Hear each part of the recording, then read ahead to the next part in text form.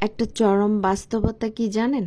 যারা অর্থশূন্য হয়, অর্থশূন্য মানুষ হয়, তাদেরকে কিন্তু সবাই ফুটবলের মতো লাথি মারে। আর এই মানুষগুলোই কোনো জায়গায় বা সঠিক সম্মান পায় না, দাম পায় না। এরা ফুটবলের মতো যে পারে যেভাবে ইচ্ছে মতো ফুটবলের মতো লাথি মারতে থাকে। আপনার যদি টাকা থাকে, আপনার যদি সামর্থ্য থাকে, কেউ আপনাকে অবহেলা করতে পারবে না, লাথি মারতে পারবে না, সাহস পারবে না। সব কিছুর মূল হলো অর্থ। তাই পরিশ্রম করে অর্থ উপার্জন করতে শিখুন। তবে একটা কথা মনে রাখবেন, এই যে ফুটবলের মতো কিক মারাটা, সর্বপ্রথম আপনার ফ্যামিলি থেকে, আপনার পরিবার থেকে, আপনার পরিবার লোকই প্রথম আপনাকে কিক মারবে, আপনাকে কষ্ট দিবে।